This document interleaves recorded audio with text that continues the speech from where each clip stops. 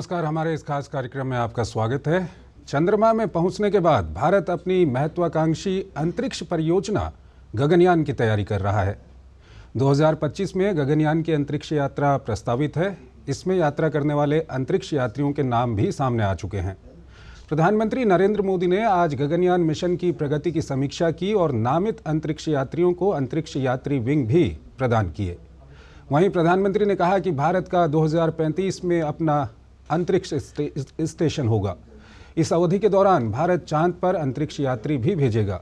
इन्हीं सब विषयों पर हम इस खास कार्यक्रम में चर्चा करेंगे। गगनयान के लिए नामित अंतरिक्ष यात्रियों से भी आपको परिचित करवाएंगे।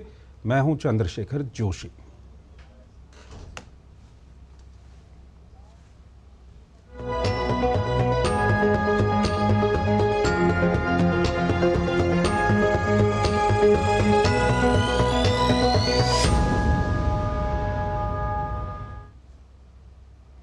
प्रधानमंत्री नरेंद्र मोदी ने गगनयान मिशन की प्रगति की समीक्षा की और नामित अंतरिक्ष यात्रियों को अंतरिक्ष यात्री विंग प्रदान किए। गगनयान मिशन भारत का पहला मानव अंतरिक्ष उड़ान कार्यक्रम है, जिसके लिए विभिन्न इसरो केंद्रों पर व्यापक तैयारी चल रही है। प्रधानमंत्री नरेंद्र मोदी ने कहा कि पहली बार 4 गगनयान यात्रियों से देश परिचित हुआ है। ये सिर्फ 4 नाम या 4 इंसान नहीं हैं। ये वो 4 शक्तियां हैं जो 140 करोड़ भारतीयों की आकांक्षाओं को अंतरिक्ष तक ले जाने वाली हैं।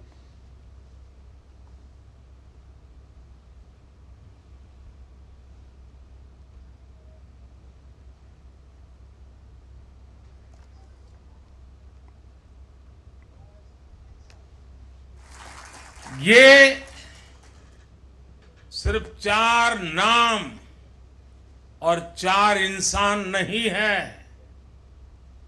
ये 140 करोड़ एस्पिरेशंस को स्पेस में ले जाने वाली 4 शक्तियां हैं। 40 वर्ष के बाद कोई भारतीय अंतरिक्ष में जाने वाला है, लेकिन इस बार टाइम भी हमारा है, काउंटडाउन भी हमारा है और रॉकेट भी हमारा है।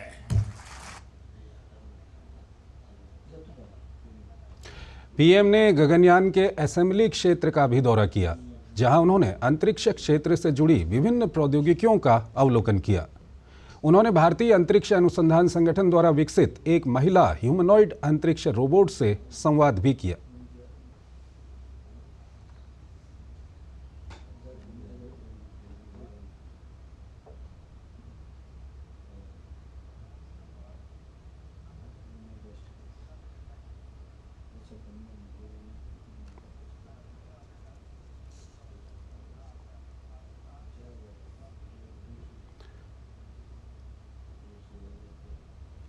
तो ये व्योम मित्र रोबोट है जो 2025 में जब गगनयान अंतरिक्ष में जाएगा, उससे पहले 2024 के अंत में इस रोबोट को अंतरिक्ष में भेजा जाएगा। प्रधानमंत्री ने इस रोबोट से वहाँ पर संवाद भी किया और ये गगनयान जिसके अंदर अंतरिक्ष यात्री रहेंगे, उस मॉड्यूल को अभी प्रधानमंत्री वहाँ पर देख रहे थे। साथ ही साथ इसरो के अधिकारियों ने उन्हें गगनयान मिशन से जुड़ी हुई सभी जानकारियाँ मुहैया करवाई। और आपको बता दें कि प्रधानमंत्री नरेंद्र मोदी ने विक्रम साराभाई अंतरिक्ष केंद्र तिरुवनंतपुरम में 3 महत्वपूर्ण अंतरिक्ष बुनियादी ढांचा परियोजनाओं का भी उद्घाटन किया। इन परियोजनाओं में सतीश धवन अंतरिक्ष केंद्र श्रीहरिकोटा में पीएसएलवी एकीकरण सुविधा PIF, महेंद्रगिरी में इसरो प्रोपल्शन कॉम्प्लेक्स में नई सेमी क्रायोजेनिक इंटीग्रेटेड इंजन और तिरुवनंतपुरम में ट्रायोसोनिक विंड टनल शामिल हैं। ये 3 परियोजनाएं अंतरिक्ष क्षेत्र के लिए विश्व स्तरीय तकनीकी सुविधाएं उपलब्ध कराने के लिए लगभग 1800 करोड़ रुपए की लागत से विकसित की गई हैं। पीएम ने कहा कि आज के समय में अंतरिक्ष कार्यक्रम में नारी शक्ति को महत्वपूर्ण स्थान दिया गया है।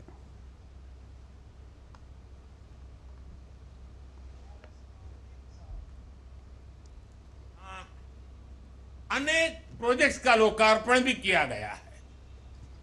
इनसे देश का वर्ल्ड क्लास टेक्नोलॉजी के क्षेत्र में सामर्थ्य तो बढ़ेगा ही, साथ ही रोजगार के भी नए अवसर बनेंगे। और साथियों, मुझे खुशी है कि हमारे स्पेस सेक्टर में विमेन पावर, इस विमेन पावर को बहुत महत्व दिया जा रहा है। चंद्रयान हो या गगनयान, महिला वैज्ञानिकों के बिना ऐसे किसी भी मिशन की कल्पना भी नहीं की जा सकती। और एक महत्वपूर्ण जानकारी प्रधानमंत्री के द्वारा दी गई। प्रधानमंत्री नरेंद्र मोदी ने कहा कि 2035 तक अंतरिक्ष में भारत का अपना अंतरिक्ष स्टेशन होगा, जो हमें अंतरिक्ष के अज्ञात विस्तार का अध्ययन करने में मदद करेगा। अमृतकाल की इस अवधि में भारतीय अंतरिक्ष यात्री हमारे अपने रॉकेट के जरिए चंद्रमा की सतह पर उतरेंगे। 2035 तक अंतरिक्ष में भारत का अपना स्पेस स्टेशन होगा, जो हमें स्पेस के अज्ञात विस्तार को जानने में मदद करेगा। इतना ही नहीं, इसी अमृतकाल में भारत का एस्ट्रोनॉट भारत के अपने रॉकेट से चंद्रमा पर भी उतरकर दिखाएगा। साथियों, 21वीं सदी का भारत, विकसित होता हुआ भारत, आज दुनिया को अपने सामर्थ्य से चौंका रहा है। और आइए आपको उन 4 अंतरिक्ष यात्रियों के बारे में बताते हैं जिनका चुनाव किया गया है गगनयान के लिए। चारों अंतरिक्ष यात्रियों के नाम अब सामने आ चुके हैं। आज पीएम मोदी ने इन्हें अंतरिक्ष यात्री पंख प्रदान किए। आइए इनके बारे में आपको बताते हैं। सबसे पहले बात करते हैं ग्रुप कैप्टन प्रशांत बालाकृष्णन नायर की। उनका जन्म 26 अगस्त 1976 को केरल के तिरुवाजियाद में हुआ था। वो दिसंबर 1998 में भारतीय वायुसेना की फाइटर स्ट्रीम में शामिल हुए थे। तो ये हैं ग्रुप कैप्टन प्रशांत बालाकृष्णन नायर, और काफ़ी अच्छा इनको अनुभव है विभिन्न फाइटर जेट्स को उड़ाने का। और जो दूसरे अंतरिक्ष यात्री हैं उनका नाम है ग्रुप कैप्टन अजित कृष्णन। ये आप देख सकते हैं 19 अप्रैल 1982 को चेन्नई में इनका जन्म हुआ था और 2003 में ये भारतीय वायुसेना में शामिल हुए थे। फ्लाइंग प्रशिक्षक हैं और उन्हें करीब 2900 घंटों का फ्लाइंग का अनुभव है। और जो अगले अंतरिक्ष यात्री हैं उनका नाम है ग्रुप कैप्टन अंगद प्रताप। अभी हम आपको दिखाएंगे ग्रुप कैप्टन अंगद प्रताप। 17 जुलाई 1982 को प्रयागराज में इनका जन्म हुआ था, ग्रुप कैप्टन अंगद प्रताप का।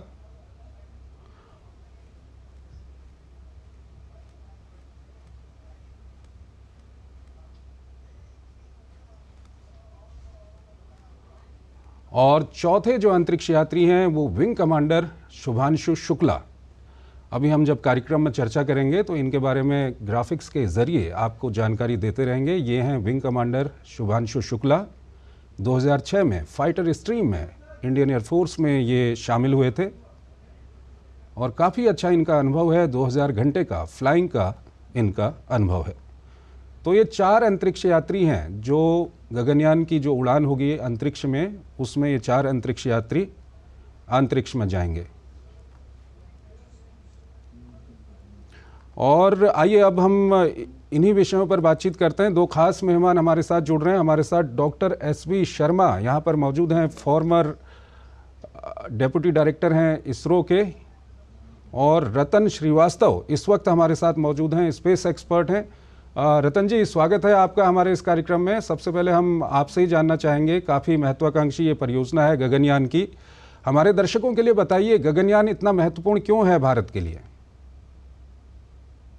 जोशी जी, गगनयान का महत्व इसलिए ज़्यादा हो जाता है क्योंकि ऐसा नहीं कि हम पहली बार अंतरिक्ष में किसी को भेज रहे हैं। आप तो जानते ही हैं, आज से तकरीबन 40 साल पहले स्क्वाड्रन लीडर राकेश शर्मा जी जा चुके हैं, लेकिन वो हमारा यान नहीं था, हमारी टेक्नोलॉजी नहीं थी, और वो ना हमारा अपना प्रोग्राम था जी। गगनयान का प्रोग्राम कोई नया प्रोग्राम नहीं है, ये बहुत पुराना प्रोग्राम है, लेकिन फंडिंग की ज़रूरत होने की वजह से ये प्रोग्राम कई बार चला रुका।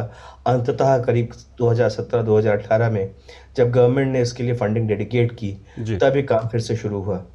इसमें 2-3 चीज़ें महत्वपूर्ण ये हैं कि एक तो ये पूरी तरह भारतीय मिशन है, तो इसका जो लॉन्च व्हीकल है वो लॉन्च व्हीकल हमारा भारतीय है, जो उसका क्रायोजेनिक इंजन है विकास, वो हमारा भारतीय है।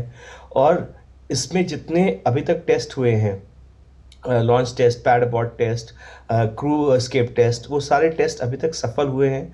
और ये भी हमने अपने आप अपनी तकनीक और अपनी देश की लोकल इंडस्ट्री के थ्रू सोर्सिंग करवा के काम किया है। इसीलिए ये इतना किफ़ायती भी है एक तरह से ये मिशन। और सबसे बड़ी बात यह है कि जो ट्रेनिंग हुई है वो ज़्यादातर ट्रेनिंग हमारे यहाँ अपने यहाँ देश में हुई है, बेंगलोर में हुई है, ट्रिवेंड्रम में हुई है, और थोड़ी बहुत ट्रेनिंग बाहर हुई थी जब रशिया में, और आप जानते हैं उस समय कोविड आ गया तो फिर ट्रेनिंग रुक गई। तो एस्ट्रोनॉट ट्रेनिंग सेंटर भी हमारे देश का ही है। तो कुल मिलाकर के ये एक total make in India, made by ISRO mission है, और ये हमारे लिए एक बहुत बड़ी सफलता है, क्योंकि कुछ ही देश है, भारत शायद चौथा देश हो जाएगा जो किसी ह्यूमन रेटेड फ्लाइट करेगा और स्पेस में किसी अंतरिक्ष यात्री को भेजेगा। ठीक है, अजय लेले हमारे साथ जुड़े हुए हैं, स्पेस एक्सपर्ट हैं। बहुत बहुत स्वागत है आपका हमारे इस कार्यक्रम में। लेले साहब, हम अपने दर्शकों के लिए जानना चाहते हैं कि गगनयान जो है इन अंतरिक्ष यात्रियों को ले जाएगा, क्या कुछ इसके उद्देश्य होंगे और कैसे ये यात्रा करेगा, कहाँ तक की यात्रा करेगा? आज जैसे हमने देखा कि 4 एस्ट्रोनॉट्स का नाम दिया है, और उनके साथ प्राइम मिनिस्टर ने मुलाकात भी की है। ये 4 में से 2 या 3 एस्ट्रोनॉट्स जाने की संभावना है। फाइनल डिटेल्स अभी तक वर्कड आउट नहीं है, लेकिन ये कहा जा रहा है कि 6 या 7 दिन का ये मिशन रहेगा। इसका मतलब वो खाली अंतरिक्ष में नहीं जाने वाले हैं, वहां जाने के बाद शायद कुछ एक्सपेरिमेंट भी कर सकते हैं। तो बेसिकली ये मिशन, तो पहले हमें ये सोचना चाहिए कि ये मिशन एक कैपेबिलिटी डेमोन्स्ट्रेशन है, कि पहले हम ये प्रूव करना चाह रहे हैं कि हम अंतरिक्ष को भेज सकते हैं और बाद में सेफली लैंड भी हो सकते हैं। तो उस हिसाब से अगर हम देखेंगे तो मिशन का एम लिमिटेड है, लेकिन अगर 6 या 7 दिन वो वहां रहने वाले हैं तो डेफिनेटली इसरो ने कुछ उपकरण तैयार किए होंगे, कुछ एक्सपेरिमेंट्स किए होंगे जो ये एस्ट्रोनॉट्स वहां जाके कर सकते हैं। इनको ट्रेन करना कितनी बड़ी चुनौती होती है सर? ट्रेन करने से आपका सिलेक्शन से ही ये प्रोसेस स्टार्ट हो जाता है। 4 एयरफोर्स के ऑफिसर्स हैं, ये चारों पायलट्स हैं। ये खाली पायलट्स नहीं है, ये टेस्ट पायलट्स भी है। सो यूजुअली टेस्ट पायलट क्या होता है कि अगर आपको फ्लाइंग में आप कंटिन्यूसली अच्छा कर रहे हो, 1000 घंटे से ज्यादा आपका फ्लाइंग हो चुका है, उसके बाद आपका एक डीप सिलेक्शन प्रोसेस रहता है। फिर AST करके एक जगह है बेंगलोर में, जहां पे इनका ट्रेनिंग रहता है on further nuances of flying.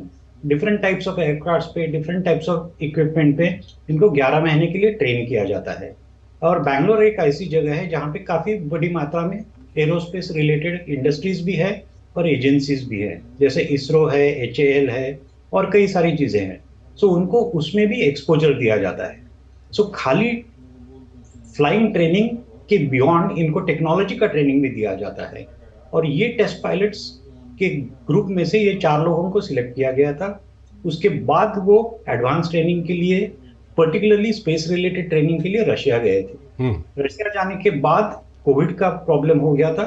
सो भारत में आने के बाद तब तक इसरो ने एक अपना छोटा एस्टेब्लिशमेंट तैयार किया था कि जहाँ पे एस्ट्रोनॉट ट्रेनिंग हो सकती है। सो उनका ट्रेनिंग वहाँ पे भी हुआ है। लेकिन मेरे विचार से सबसे महत्वपूर्ण यहाँ पे बिंदु ये है कि ये जो एस्ट्रोनॉट्स हैं वो पूरे प्रोग्राम के डेवलपमेंट में भी जुड़े रहने की संभावना है। क्योंकि क्या होता है, सपोज आप अंतरिक्ष में जाना चाहते हो USA से, तो उनके पास बना बनाया यान है, लोग ट्रेन होते हैं, उसमें बैठ के जाते हैं। लेकिन मेरे विचार से हर स्टेज में जैसे ही गगनयान डेवलप होता जाएगा एज अ प्रोजेक्ट, कुछ ना कुछ या अंतरिक्ष वीरों का भी इन्वॉल्वमेंट होगा। ठीक तो है। उनका जो नॉलेज होगा अबाउट दिस प्रोजेक्ट वो बहुत ज्यादा होगा as compare to any other group of astronauts. ठीक है, इसके अलावा आज प्रधानमंत्री ने एक फ्यूचर का रोड मैप भी रखा है और काफ़ी महत्वपूर्ण बात कही है। 2035 तक भारत का अपना अंतरिक्ष स्टेशन होगा, ये प्रधानमंत्री की ओर से कहा गया है। और भी महत्वपूर्ण बातें कही गई हैं और गगनयान भी काफ़ी महत्वपूर्ण है। हम अपनी बातचीत को आगे बढ़ाएंगे, एक छोटा सा ब्रेक हमको यहाँ पर लेना है। साल, बरस और सदी नहीं, एक युग गुजर जाएगा। उम्र न पूछो वंडर की, जब फर्क नजर आएगा। वंडर सीमेंट, फर्क नजर आएगा। मोदी सरकार की गारंटी, भारत होगा गरीबी मुक्त।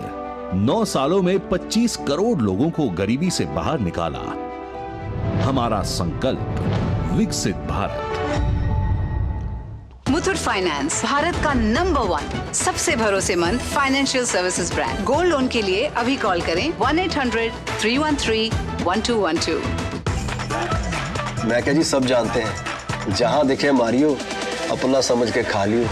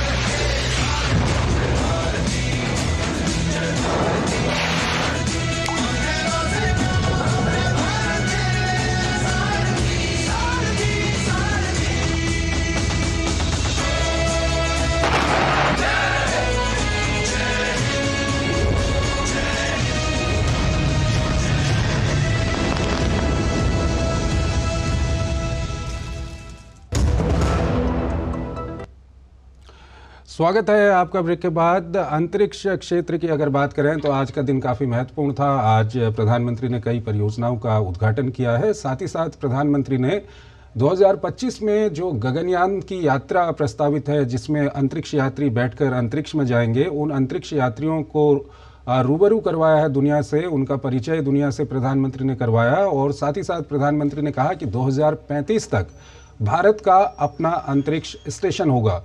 प्रधानमंत्री ने यह भी कहा कि इस अवधि के दौरान में भारत के जो अंतरिक्ष यात्री हैं वो चंद्रमा पर भी जाएंगे, चंद्रमा पर भी उतरेंगे। तो कितना महत्वपूर्ण है ये सब कुछ जो टारगेट प्रधानमंत्री की ओर से रखा गया है। और साथ ही साथ जो गगनयान का गगनयान के यात्रा की तैयारियां चल रही हैं वो कितनी आगे बढ़ चुकी हैं, इस सब पर हम बात कर रहे हैं। हमारे साथ 2 स्पेस एक्सपर्ट यहां पर मौजूद हैं। हमारे साथ अजय लेले मौजूद हैं, हमारे साथ रतन श्रीवास्तव मौजूद हैं। लेले साहब, जो प्रधानमंत्री की ओर से कहा गया कि 2035 तक भारत का अपना अंतरिक्ष स्टेशन होगा, साथ ही साथ प्रधानमंत्री ने कहा कि चंद्रमा पर भारत के अंतरिक्ष यात्री जाएंगे, चंद्रमा पर उतरेंगे, ये कितना महत्वपूर्ण है? क्योंकि भारत की हम अंतरिक्ष यात्रा को अगर देखें तो काफ़ी तेज़ी से बढ़ी है ये पिछले कुछ सालों में। भारत चंद्रमा पर पहुंचा है और 2025 में गगनयान की तैयारी भारत कर रहा है। उससे पहले 2024 के अंत में रोबोट भेजा जाएगा गगनयान की पूरी तैयारियों को परखने के लिए। क्या कुछ कहेंगे? अगर हम पूरा प्रोग्राम देखें तो ये काफी डिटेल्ड प्लान्ड प्रोग्राम्स होते हैं। खाली यही प्रोग्राम नहीं, स्पेस के कई सारे मिशन ऐसे होते हैं वो काफी डिटेल्ड प्लानिंग के बाद ही किए जाते हैं। जैसा हमने देखा है कि हमारा सबसे पहला मून मिशन 2008 में गया था और उसका जिक्र अटल बिहारी वाजपेयी साहब ने 2003 में किया था। तो जब आप प्रोजेक्ट्स को एक्चुअली वर्कआउट करते हैं तो आपको पता रहता है कि आपको 10 साल 15 साल का टाइम लगेगा। आज जैसा स्पेस स्टेशन के बारे में बोला है, सो 2035 इसका मतलब और 11 साल लगेंगे। अगर हम पूरा अंतरिक्ष में देखेंगे, बाकी कंट्रीज कैसे करते हैं देखेंगे, तो ये काफी टाइट टाइमलाइन है। क्योंकि जब हमारा गगनयान मिशन सक्सेसफुल होगा, उसके बाद हम जब एस्ट्रोनॉट्स भेजेंगे तब हमें स्पेस वॉक भी करने की जरूरत है। जब हम स्पेस स्टेशन डेवलप करते हैं तो उसके भी कई सारे मायने होते हैं। आपको एक रोबोटिक आर्म डेवलप करने की जरूरत होती है, तो कई सारी टेक्नोलॉजीज डेवलप करने की जरूरत होती है। मेरे विचार से इसरो को ये पूरा पता है और एक थॉटफुल प्रोसेस के बावजूद ही इसरो ने प्रधानमंत्री जी को बताया होगा कि हम ये कर सकते हैं, इसीलिए उन्होंने उसकी घोषणा की है। चांद पे जाने के लिए इंडियन को मेरे विचार से 2040 का टाइमलाइन रखा है, वो भी काफी टाइट टाइमलाइन है। बट जैसा हमने देखा इसरो का प्रगति हो रहा है दिन ब दिन, वो काफी, जिसको हम लीप फ्रॉग बोलते हैं कि टेक्नोलॉजी बहुत जल्द जल्द वो विकसित करे जा रहे हैं और हमें सक्सेस भी मिल रहा है। सो मेरे विचार से ये पूरा एक प्लान्ड एजेंडा है और जैसे ही 2025 का हमारा मिशन सक्सेसफुल हो जाएगा उसके बाद हम उसे कंटिन्यू करेंगे। लेकिन इसके साथ ही इसरो के कई सारे और मिशंस भी है। रिपोर्ट्स जो आ रही है वो बता रही है कि हमारा जो मार्स मिशन है, अब वो मार्स मिशन खाली मार्स पे जाएगा नहीं, वहां पे एक हेलीकॉप्टर ले जाएगा हमारे मिशन के साथ और वो हेलीकॉप्टर मार्स के ऊपर काफी सारी बरारियां लेगा और काफी डेटा ले लेगा। सो इसरो का एजेंडा बहुत अच्छा है, बहुत थॉटफुल प्लानिंग हो चुकी है। ठीक है रतन श्रीवास्तव जी, अभी कुछ दिनों पहले जब भारत चंद्रमा पर पहुंचा था उस समय पर वहां पर काफ़ी खुशी का माहौल था इसरो के अंदर में। वहां पर जो यंग साइंटिस्ट थे उनमें से कई लोग ये बोल रहे थे कि हमें आप फंड दे दो तो हम कई सारे ग्रहों तक हम पहुंच जाएंगे। तो दरअसल सवाल ये है, जिस तरह से भारत की ये जो अंतरिक्ष यात्रा है तेज़ी से आगे बढ़ रही है, तो उसमें सरकार की ओर से जो बजट को लेकर के या साथ ही साथ जो एक तरह से कॉमर्शियल किया गया है, हाल ही में स्पेस सेक्टर में FDI को खोला गया है, तो उसको मदद मिल सके, इकोनॉमिकल मदद मिल सके इन सब अभियानों को, इसके लिए क्या कुछ जो कदम उठाए गए हैं उसको आप किस तरह से देखते हैं? जोशी जी, ये आपने एक बहुत अच्छा सवाल पूछा है, क्योंकि जब तक फंडिंग नहीं होएगी तब तक कोई भी प्रोग्राम हो नहीं सकता है। और फंडिंग तभी हो सकती है जब हमें पता है कि हम अपना काम कैसे करेंगे। तो अब फॉर एग्जांपल जो रॉकेट लॉन्च करने का प्रोग्राम है, सैटेलाइट बनाने का काम है, ये सारे काम जो हैं ये हम अगर प्राइवेट सेक्टर को दे दें तो ये टेक्नोलॉजी ऑलरेडी हमने मास्टर कर रखी है और इसरो का काम सिर्फ उसको वैलिडेट करना और उसको सर्टिफाई करना हो। तो अगर ये हम कर सकते हैं, जो कि हो रहा है इस समय, हम देख रहे हैं कि PSLV जो अभी भी 90% से ऊपर इंडस्ट्री में बनता है और उसका सिर्फ टेस्टिंग वैलिडेशन असेंबली करती है इसरो, वो प्राइवेट सेक्टर में जाएगा। तो जब वो प्राइवेट सेक्टर में जाएगा तो नेचुरली जो फंडिंग आ रही है वो फंडिंग प्राइवेट सेक्टर की आएगी और पब्लिक सेक्टर की भी आएगी। HAL भी उसके अंदर, HAL, BLs, PDLs सब इन्वॉल्व है उसके अंदर। तो एक इसरो का जो बजट का हिस्सा है वो हट जाएगा वहां से और वो बजट इस्तेमाल किया जा सकता है जो इसरो का काम है as a space research agency, जैसे कि इंटरप्लैनेटरी ट्रैवल, जैसे ग्रुप कैप्टन लेले साहब बता रहे थे कि इंटरप्लैनेटरी ट्रैवल प्लान किया हुआ है, मार्स के लिए प्लान किया हुआ है, चंद्रमा के लिए प्लान किया हुआ है और ह्यूमन रेटेड फ्लाइट का ये अभी डेमोन्स्ट्रेशन है। जब हम डेमोन्स्ट्रेशन कर लेंगे तभी हम ये सोच सकते हैं कि आगे हमें क्या करना है। जैसे स्पेस स्टेशन बनाने की बात प्रधानमंत्री जी ने कही और मैं ग्रुप कैप्टन लेले से इस बात पे इत्तेफाक रखता हूं कि टाइट टाइमलाइन है। ठीक है, लेकिन इस टाइट टाइमलाइन में भी अगर फंडिंग है और इसरो को अपने काम पर विश्वास है, वो काम हो सकता है। ठीक है, वक्त हमारे पास कम है। अंतिम सवाल अजय लेले से हम जानना चाहेंगे। मिस्टर लेले, अब जिस तरह का माहौल बना हुआ है, चाहे भारत चंद्रमा पर जा रहा है, उसके अलावा सूर्य का अध्ययन करने के लिए भारत ने अपना यान भेजा, अब गगनयान की तैयारी चल रही है जो काफ़ी आगे तक चली गई है। 2024 के अंत में अभी रोबोट भेजा जाएगा, 2025 में अंतरिक्ष यात्री वहां पर भेजे जाएंगे। अंतरिक्ष यात्री चुन लिए गए हैं, उनको ट्रेनिंग उनको दे दी गई है और आगे के क्या कुछ मिशन होंगे वो प्रधानमंत्री ने एक उसको आउटलाइन भी किया है। ऐसे में अगर हम पूरी दुनिया को देखें और अंतरिक्ष क्षेत्र की बात करें तो अब भारत कहाँ पहुंच चुका है पूरी दुनिया में? मेरे विचार से हमें पूरी दुनिया के साथ पहली चीज तो कंपैरिजन नहीं करना चाहिए, क्योंकि अमेरिका जैसा राष्ट्र बहुत प्रगत राष्ट्र है। उन्होंने काफी सारे फाइनेंशियल रिसोर्सेस अवेलेबल कर दिए हैं, उनके पास काफी सारी टेक्नोलॉजी है। लेकिन भारत की खूबी ये है कि जिसको हम फ्रूगल इंजीनियरिंग बोलते हैं, कम पैसे में हमें अच्छा सक्सेस मिल रहा है। अगर हम पूरा उसका प्रोसेस देखें तो डॉक्टर विक्रम साराभाई ने एक मिशन दिया था, एक आइडिया दिया था कि हम स्पेस में क्यों जाना चाह रहे हैं। उस समय हम स्पेस में सोशियो इकोनॉमिक डेवलपमेंट के लिए जाना चाह रहे थे और वो बात थी। आज भी हमारा एजेंडा बेसिकली वही है लेकिन उसके साथ अब स्पेस इकोनॉमिक्स बहुत बड़े पैमाने पे आया है। हाल ही में एफडीआई पॉलिसी भी तो उद्धृत की जा चुकी है, जिसमें 100% एफडीआई अब स्पेस सेक्टर में आ रहा है। 2023 में हमने स्पेस पॉलिसी भी दी है।